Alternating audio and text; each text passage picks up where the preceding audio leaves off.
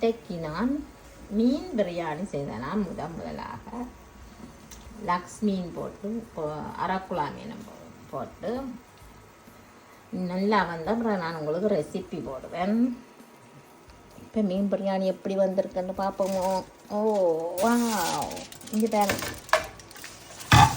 மீன் பிரியாணி எப்படி வந்திருக்காண்டு அடியில் பிரட்டி பார்ப்போமோ. வா, வெயிட் பண்ணுங்க. அடியில் எப்படி இருக்கான்னு.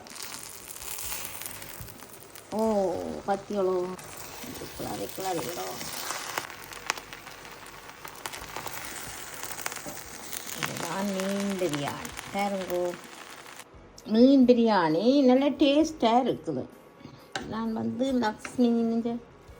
லக்ஸ் மீனை போட்டு அரக்குழா மீனை போட்டு தான் செய்தேனா பண்ணி பார்த்தா செம்ம ருசியாக இருக்குது. அடுத்த முறைக்கு நான் உங்களுக்கு ரெசிபி போடுறேன்.